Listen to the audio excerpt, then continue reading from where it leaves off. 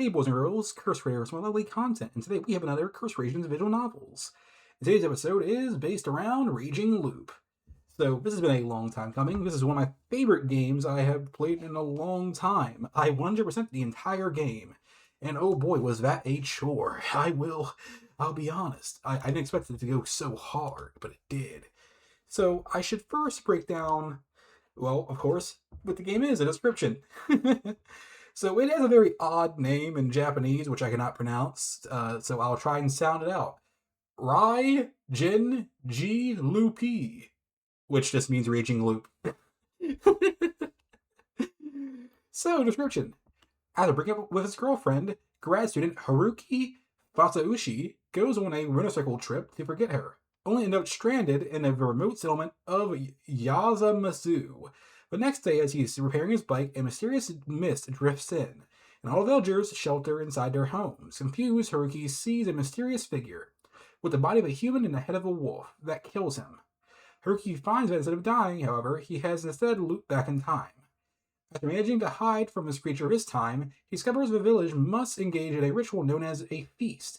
Several of them have been replaced with spirits of ancient wolves that will kill one villager each night, and it is up to the villagers to discover who amongst them are the wolves and execute them.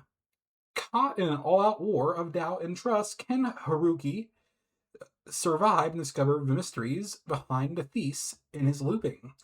That is pretty much a perfect sums up with that. I have probably mispronounced the protagonist's name, and that's just how it is. So before we hop into our characters, because we have a massive cast, I need to explain how this game functions. So, as the game's description is rightfully pointed out on VNDB, which I'll include down in the description down below, is that it's a loop. He dies, go back in a loop, and these loops play a very key part. And speaking of keys, to unlock some of these choices in game to basically progress things, you need to, well, die. You learn things via dying. You experience things, you learn things you otherwise would not have, known, basically. The protagonist does recall things after, the loop, and sometimes he just doesn't mention it, which I think is just how some writer just, it doesn't matter. They'll figure it out later. So yes, every time there's a whole lock on a lock on a option, a choice in game, it just means that you have to die to get to this point. Now, not every single lock is mandatory. You can just progress throughout the entire game without going through some of these because, well, they're optional. They're like fruit of bad ends, and most of the bad ends you'll experience anyway because you need them to progress on one of the main routes. That's just how it is. Now, on to this next thing, which is super important to talk about before we go into the characters, because we won't be mentioning this again. Well, we will, periodically, but I just want to hop into it. So, a feast. So, as you all have known, as we have done this a few times now throughout the other games, for example, Quantum Suicide and, Nausea, those games have very similar functions with how they do their thing. But instead of, but they figure out who a wolf is, they're doing votes to figure out who the bad guy is, basically. I can tell I have a very particular joy between these types of games. This one's a little bit different, though, because, well, you're not really... Well, so you're voting to, for who the wolf is, kind of. So the feast, or rather a feast of the Yomi Purge, is an event, basically, where... When the mist arrives, they all have to decide on who is and who isn't, and there are some rules to this. So those that are inside the feast must take shelter, cleanse, and dream each night. Meaning, they have to find a home to be in. They need to cleanse, which I can't remember exactly what that means. I believe you have to clean up your home and yourself, and just dream each night, which just means sleep. The wolves must kill one person each night. That is a mandatory rule. The villagers must choose one person to hang each day. The villagers know the number of wolves by the number of diamond-shaped symbols that appear on a ukabala, or ukiba. Certain villagers are assigned a guardian, snake, monkey, cow, or spider. With a helpful ability, those who receive a guardian cannot show it to anyone else. Breaking any rules results in a supernatural death by corruption. So, let's hang on here for a second, because this plays a very important thing to later, which I'll be talking about a lot more of a certain character. Heads up, spoilers. There will be spoilers here, obviously. Um, in not Chinese, in Japanese religion, snakes, monkeys, and crows are, as far as I understand, common. Stuff like boars are too, with religious symbols, I believe. Now, one of these things is not. They're never mentioned whatsoever, ever. Even as a negative symbol, as far as I understand, is the spider. And we will talk about that a lot more later with a very certain character who you will most certainly see on the cover. So sorry, I had to move the image so you guys can get a nice visual of our entire cast here. We have a large cast. There's only one character I will not be talking about because they play such a like a minute role. They appear like once. Um, so in addition to the wolves, some humans receive a guardian ability that allows them to take action at night or gain information. Guardians are revealed via a blood mark on the stomach the morning the feast begins. Let's go through each of the roles. The snake. The snake is an investigative role that can learn whether one person is a human or a wolf each night. The snake performs their role by writing down the target's name, placing it by their pillow, and checking their stomach for a result in the morning. Monkey. There are two monkeys in each game, both of whom know the other monkey's identity. While the monkeys do not have any other special abilities, they allow the villagers to confirm to humans, as claiming to be a monkey is disadvantageous for the wolves.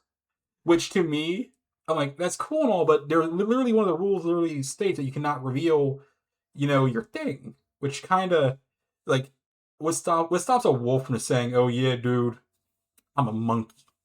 Yeah, it sounds disadvantageous, and of course, it puts you on the back footing. But if people trust you, and people, okay, what, he wouldn't lie. He's of course telling the truth. But there were actual monkeys who were like, no. But if those people were that are monkeys or disliked, then it's like, who cares what they say? Duh. It's really a matter of who trusts who, I suppose. Crow. The crow can learn whether a person previously hanged was a human or a wolf. Like the snake, the result appears on their stomach in the morning. The crow's ability does not work on those who died by any other means. And finally, spider. Well, actually, it's not final. There's a role that's not mentioned, but we'll get to that in a second. Spider is a protective role that can stop the wolves from killing one person each night. The spider writes down their target's name and places it by their pillow. If the wolves target the person the spider protected, they will be unable to go after anyone else. And next up, Badger. The badger is a human who is aligned with the wolves. The badger does not have any special abilities, nor do they know the identity of the wolves. They're just assholes. If you remember in Nogia, we actually have a very similar role to this. I don't remember their names off the top of my head, but their goal was basically to support the Nogia, and basically they just want to die. Basically, that's their whole thing. I do like how we see these similarities between these games. And next up is the wolves. They are the last one here. The wolves can kill one person each night. The wolves have the ability to move around and can communicate in secret during nighttime. They cannot kill more than one person, which to me, I mean, yeah, it makes sense. Otherwise, the game will go by pretty fast. But there's multiple wolves who I feel like you should be able to kill more than one if you have multiple wolves on your squad. That's like my opinion, at least. We have all that out of the way, and now we can get to our cast. We have a very lovely, large cast of 18 people. Oh boy, well 19, but we're of course again, other guy is kind of minute. Sorry, I had to get a drink there. That was a lot of talking. So first up on our list is our protagonist, of course. We have Fuzashi Haruki, or Harauki. I cannot pronounce that damn dude's name. It's okay, because I'll just use his nickname. Pissman. Or Undie Man. He has a lot of nicknames. Oh, boy. So, he is our lovely protagonist. And he is very... how do I put it? He is quite insightful. I'll say off the top of my head. But if I was in his position, for starters, I would not be going out into a damn random ass mountain and then, of course, staying in the fucking fog. I'll be marching my ass right back to the fucking gas station, where he will go to first. Unfortunately, our first ever character that we'll meet is not up next because she is pretty important to the story. But I do like how he is his own person. He's not in like a character that we can like it's like self insert into. Like it feels like that at first, but he has his own faults, his own personality. He has everything going for him that we're just riding along with him. Like hopefully guiding him to the right path. Oh, sorry. I was damn yawn. I'm kind of tired. So he is also quite well observant. He notices things, and he's also quite manipulative. That we'll see quite quickly. If you let him start cooking, he'll cook. But unfortunately, people don't really trust him. He's an outsider, and we'll see a few other outsiders who's actually one was really up next. It's gonna be quite fun. Um, so one thing I'll say before we get to the next character is that if he gets really high and mighty, is like not like high and mighty, he's like showing off that he's like high and mighty, but he feels like that he has somebody cornered, that his way is coming, he'll be smacked down, and I love that. I just love when characters think that they have the high ground and just get fucked over. Even though he's a protagonist, and we want him to win. It's always nice seeing that even he can be cock blocked out of a W, and I think that's quite human. Next up is the most annoying character I have experienced in this game. Well, no, he's not the most annoying. So I both love and hate this character. This is Hashimoto Yudai. Artist Yudai. So he is a character that we'll encounter a bit later in game. He's not immediate. So he and one other person, they are both outsiders that we'll encounter. But he and the other girl that's an outsider does not get nearly as much hate as the protagonist does. When he first shows up, which is really weird to me.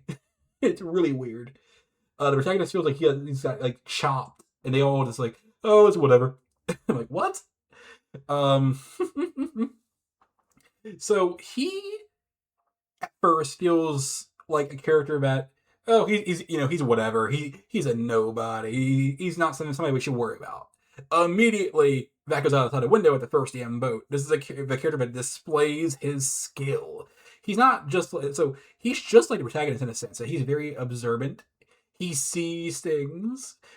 He is smart. He's not somebody that you should overlook, which basically is I'm trying to get out here. It is quite amusing to see that this. So he's a photographer. That's his whole thing, and he works with a woman named Hatoko. I probably mispronounced that. So his how do I say this? The way he portrays himself does not really feel like a villain. So like he's not a villain, but the way he first presents himself that makes it makes you feel like he's not anyone to worry about is basically what I'm trying to get at, is that he's a character that you should not judge the cover. He's this big fat guy. He seems like he's just laid back. He's nothing to worry about.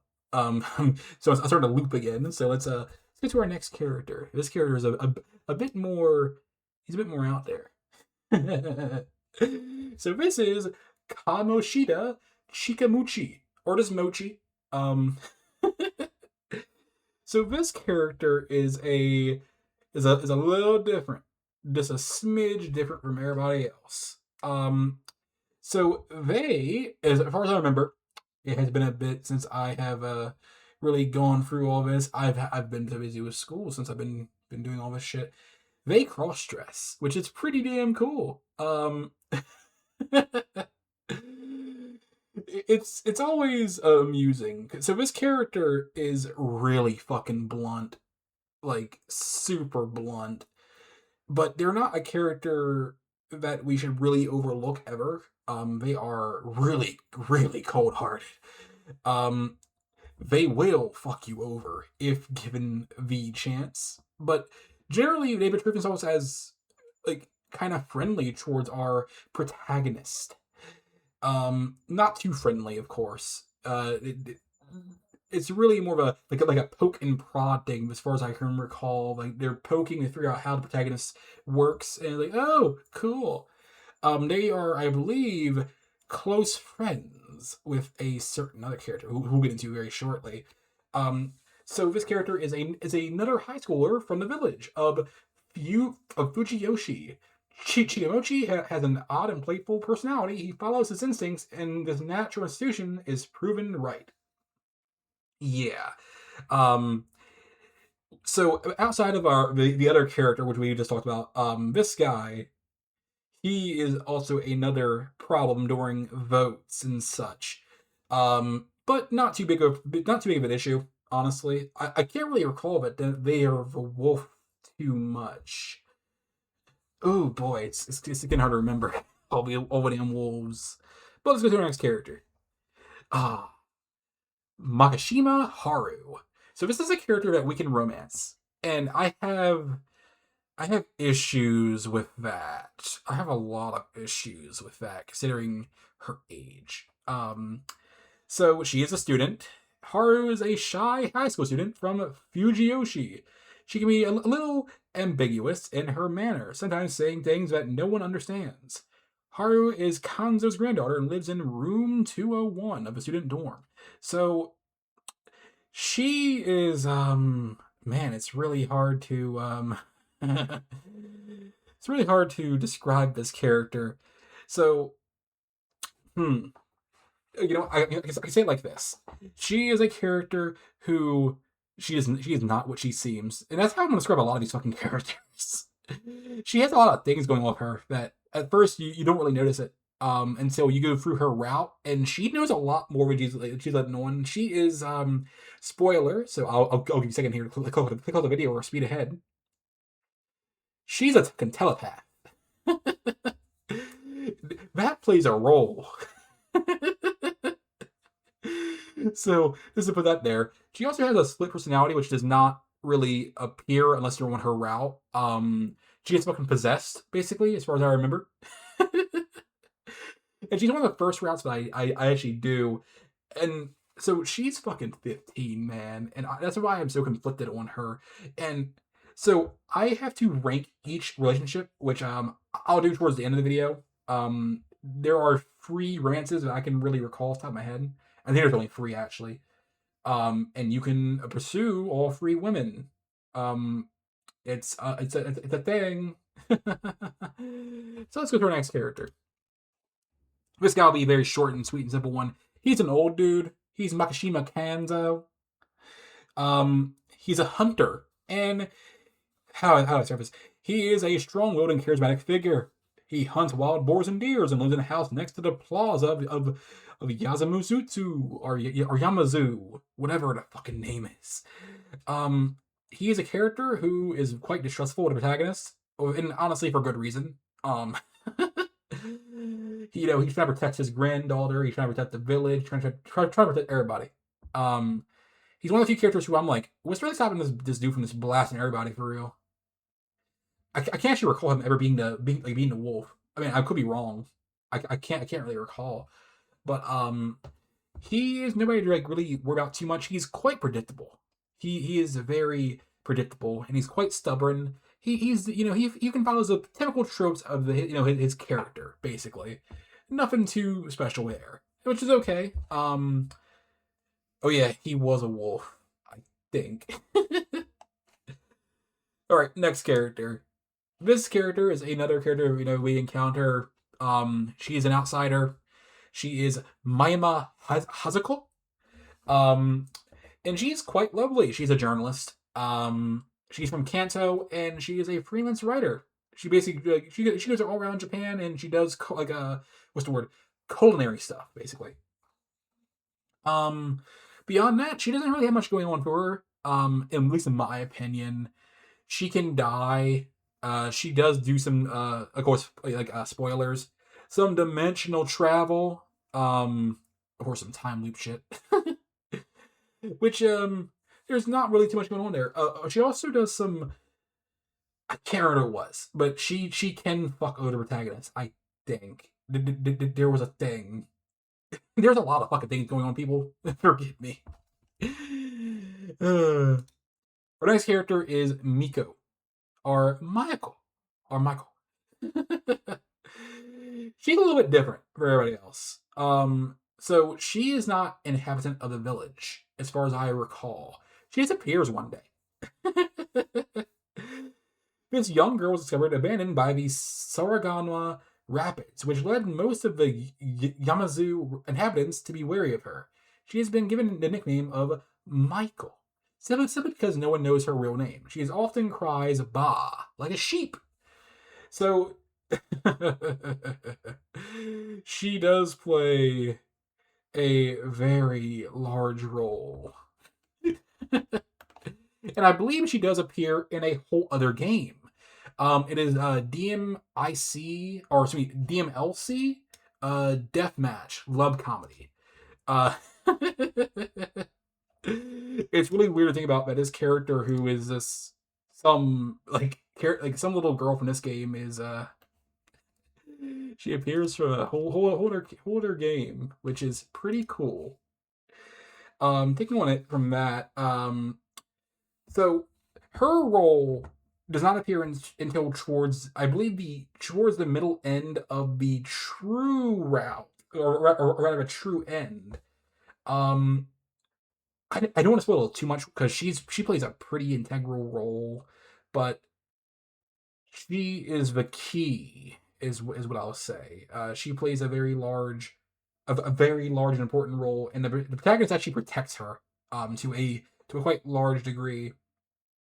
It's actually kind of funny how the other villagers really distrust her and don't really want to interact with her, despite the fact that she's so important. Oh boy! But the next character is Moro Takumi.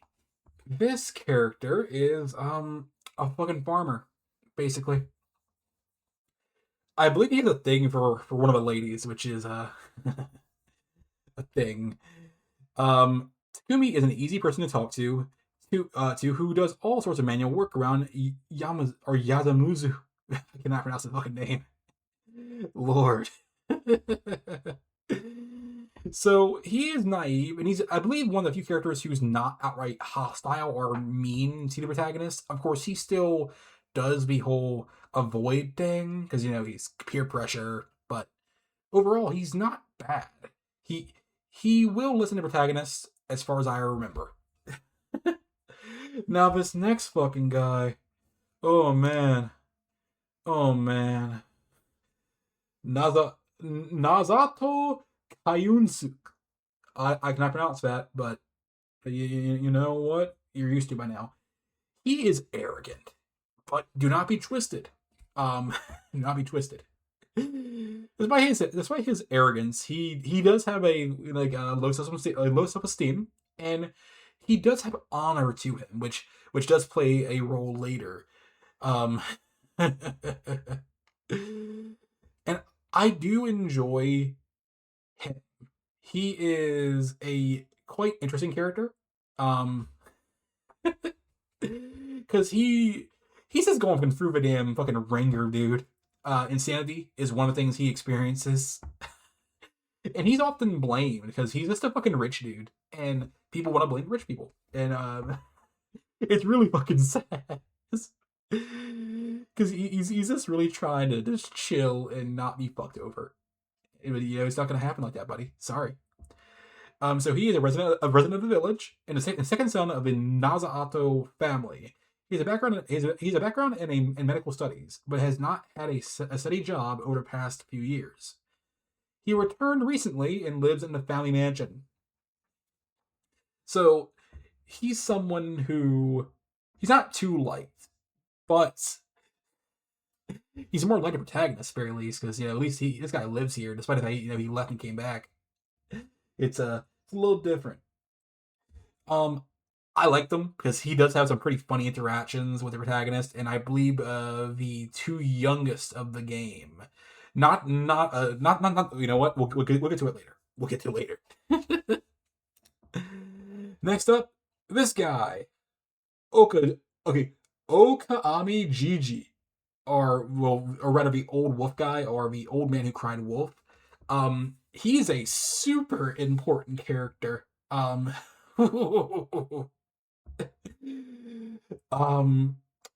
You know what? I'll first describe him.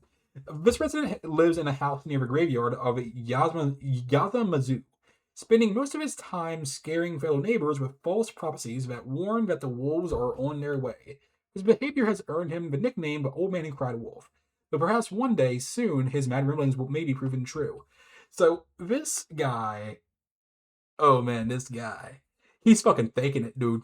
Yeah, he's faking. Um, he is a character who has avoided death time and time again. Um, he is very mean.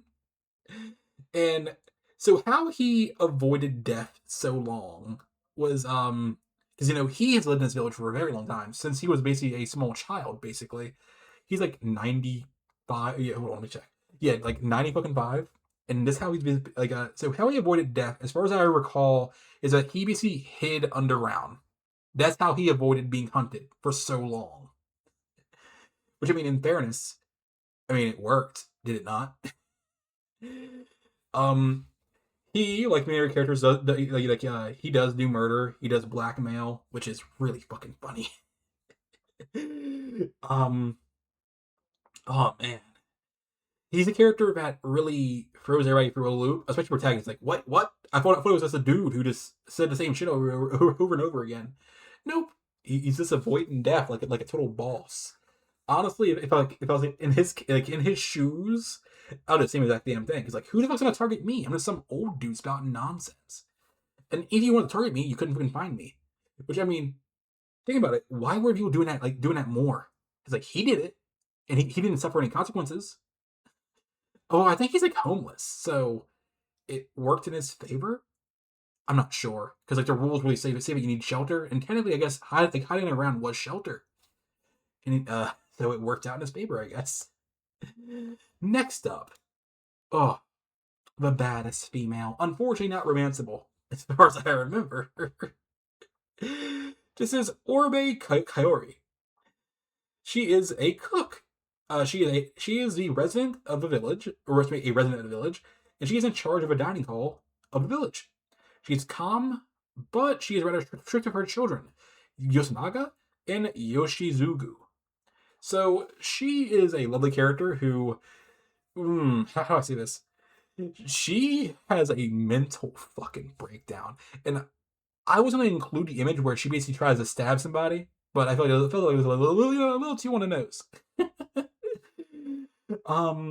She's not somebody that you should really ignore, really, because she will crash out if her sons get fucked up. She will crash the fuck out. So let's go on to the next character. This is Oribe Yasunaga. Oh my god, I can't pronounce these fucking names. Yasunaga is a high school student with a highly analytical mind. He's leader of the group of Yasamazu high schoolers. Good lord.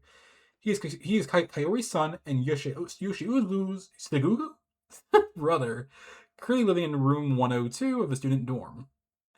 I'm be real. I can't really call him too much, outside of the fact that he does provide some good insights here and there. He doesn't really play that big a role. I mean, in fairness, he's just a kid. Outside of some insights, he's not important. Not really. Outside of some interactions he has with his mom and brother, no what's really going on there. Let's go to the next character. This is the character's brother. This is Oribe Yoshitsugu. That's how I'm pronouncing it. I like how his occupation is truant. Yoshi, whatever his damn name is. I'm gonna call him Yoshi. Yoshi is a rebellious middle school student who often skips class and looks for trouble. He's Kaori's son and Yasunaga's brother, living near a dining hall. I'm be real. Outside of his, he has even less relevance than the brother. His other, like his brother. He's just a delinquent. He's an asshole. That's about it. Excuse me. Yeah, I honestly like. He's like he plays his archetype pretty well. He's a very simple delinquent. He's violent. He has outbursts. That's about it. These two characters we just did. It's really meh with them because they play such a little role. But I mean, it kind of adds to like the whole setting. Where we're just seeing these people live life, which is pretty important. To the overall tone of the story. Sorry, I had to take a drink of water there. And this next character, I fucking hate her. I hate this. I hate her so much. This is Serizawa Shimi, or Chie, depending who you ask. She is the tomboy. She's a yandere too, so if you like that, you can like that too, man. Overall, she is a character who, she experiences things that we as the protagonist experiences too, but it's not outright stated, not immediately. It's something that I believe that we learn later in the story. Um, so she's a very lovely college student with a friendly and sociable personality. Chi is a college student that returned to her hometown of Fujiyoshi. She is the first person that Haruki encounters upon his arrival. Shimi lives in room 202, student dorm. So I want to correct that. She's actually not the first person that the protagonist encounters. She's the first person that the protagonist encounters in the village, but she's not the first person that he encounters overall. The first person he encounters overall is in a gas station, which we'll get to a bit later. Sorry, I'm very technical about this. God dang it. So she experiences insanity, which is really fun. Insanity plays a big role in this game because people just lose their fucking shit in this fucking game, which is always great. So she is someone who, much like our other fellow we talked about a bit earlier, the older guy who is pretending. She also pretends. So you don't really know who to fucking trust after a while. This game does play a lot into the deceit factor, which is really really intriguing. I really do enjoy that. There's a lot of self doubt going on. There's a lot of doubt in general going on. Like who we can trust. If we trust anybody, which by the way you shouldn't. All these characters are really backstabby, except for like that one dude, who's the fucking farmer. He's pretty chill. And I guess the young, like the two younger guys we talked about, like they're pretty trustworthy, despite the fact one's a delinquent. I mean, I would trust him over the other people, at very least. Now let's go into a romance, which is really fucking forced. So I mentioned in the last video I did recently that I would talk about it, so I'm gonna talk about it. I hate her because her romance is fucking forced. I enjoy the next girl's romance more than this character. I enjoyed the one I don't really likes romance more than hers. Because hers is just tacked on. Like, oh yeah, we should probably include her somehow in the romance side of things. Boink places her right in, and she's a part of the true end. So she her romance is actually canon, which is annoying, really annoying. I didn't like her. I mean, like as a character, I enjoyed her. She was a great character, but as a romance option, I didn't care for her at all. Because like I feel like she was this like lying protagonist. In fairness, he's a liar too. His name is not actually his name, which is a thing to just talk about randomly out of nowhere. But it isn't about her. Let's go to the next character, the best girl of the game. Ah, Umazut. Okay, I'm gonna butcher the damn name. Umamatsu Rakiko, or Richan. Machan? No, Rakan. So she's a priestess, if you couldn't tell. She is the head of the Amatsu household, one of the chief families in Fujiyoshi village. As a priestess, she recounts the legends and traditions of Fujiyoshi. So she plays a major role in the entire story. At first, she doesn't seem pretty important, but she is super mega important. A lot of the events of the game kind of jumpstart because of her, and it's kind of funny when you think about it because it's kind of obvious after a while because she plays her role so fucking well and you wouldn't notice it.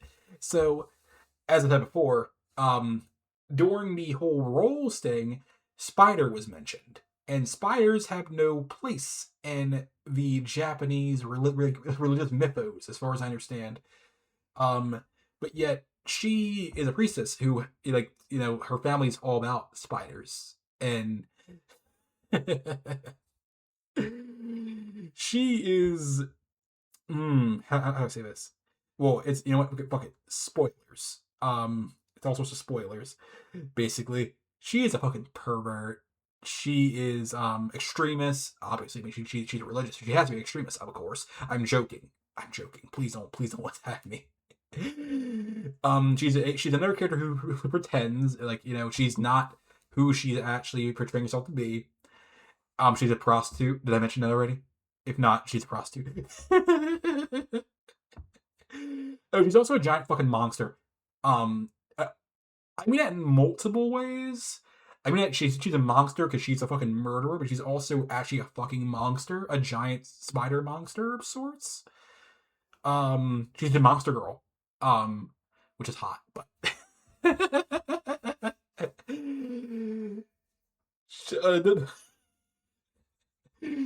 she has the best ending because the protagonist kind of like is like, you know what? I'm here for this. I want to romance you, and she's so into it. She gets kidnaps the protagonist later as she's going on her war path of destroying shit as a giant spider monster. And it was really like jokey, and I feel like they could have kept it serious. I feel like it should have been serious, in my opinion. Her ending felt a little too jokey after the whole reveal, and she just kidnaps the protagonist, which I mean that in itself has been fine, but it felt way too jokey, and I feel like they should have been like a lot more doom and gloom, but the protagonist doesn't care. He's in love, or you know, that's at least in my opinion. So next character, this character is Yamawaki Tei. She's another older character. Now her role is not too big. She does play a pretty important role in regards to the older guy. So she's old and he's old. So obviously they have to be close enough in age. Well, don't forget he's 95, so she's 73. So when he was in his 20s, she was just still, you know, a little girl. So he's like, as far I believe it's actually mentioned by her that when she was a small child, he was still in the village and still acting all the same, which I think it's pretty cool. She also is a farmer. She is a resident of the village and she works in the fields. She's of course like a superstitious, and she's always not very friendly towards newcomers. So of course the protagonist and the two other people. Overall, it's she's not too important. A whole lot of characters in the game are not too important, but they add, you know, to the overall thing. Yeah. And now, finally, for our last character, before we end anything off. Look at her. Is she not beautiful? So I'm trying to remember her name off the top of my head. Give me a second. I believe it was Mitsuji. I'm pretty sure it was her name, or Malamine, something like that. She is the ex-girlfriend of the protagonist. So as I said before, spoilers and shit. I mean, if you're still watching, you're like almost like 40 minutes in, so you know. So she's a rude and cranky clerk working at the convenience store, Fresh Mark, which Haruki visits on the way to Fujiyoshi, whatever. Her name is Matsuji Madamine, and she was the ex-girlfriend whom Haruki was trying to run away from. She is a dream weaver like Rakiko, and she appears in the form of a floating goat when helping Haruki within Rakiko's looping dream, and she is also the same goat the reader encounters upon reading through the bad endings. She's often called by the nickname Sheep, or Hasuchi. So yeah, there's a lot of spoilers going on there because, well, she kind of keeps things flowing. She is the reason why the protagonist is experiencing these loops. She's making sure that he keeps going and going and going until it's all solved. And I'm kind of like, so I get that she's like hiding herself. I'm just surprised the protagonist doesn't realize that it's his ex-girlfriend. I mean, I'm assuming that she's hiding her appearance, but she's like look the same as she did before. This is like how I view it. She's not human, so that's another thing there. Which tells me that the protagonist and her were having a lot of fun. But she doesn't really have much of a role besides, well, you know, of course, obviously keeping the loops going, and of course, she's the first person that we encounter. Um, Technically, I can't. I honestly cannot remember him at all. Is the other character, which is Higuchi Shoji, which of course I'm not showing him at all because he's not important. I believe we have a fucking phone call with him. I think I can't recall. But yeah, this is the first actor creator we encounter, and it's all I can really say about this game.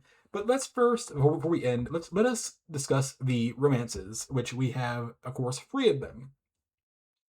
We have, of course, the girl from earlier, which I'll quickly go back to her image. Give me 1 second, I promise. We have Haru here, who I will rank at the third place for the romance. Well, you know what? No, second place. She's second place because I still prefer her. I still prefer her over the other girl, with the damn tomboy. Um, her romance was interesting. I am still quite uncomfortable by it, at the very least, but it was funny. I think I do like find it odd that they put both the other romances like more jokey than anything, compared to the other girl who is more serious than any damn thing. Um, yeah, she's a solid second place. So let's go to our other girl, who we will get to in just a second. Good lord, there's so many. Oh, here we go. You know what? Let's go back. This girl was third place. I don't like her. Her romance is so fucking forced and tacked in. And okay, I get it. We bonded her over the course of the game, but I still don't like her romantically, and she just bored me overall. Whatever. But finally, the first place W. Richan, whatever. I just like Monster Girls, and she is the biggest of all. And she goes on Rampage and Kiss MC. So, overall enjoyable. So this has been the longest of all my videos for the visual novels, and I do want to end it off here because my voice is starting to kill me now.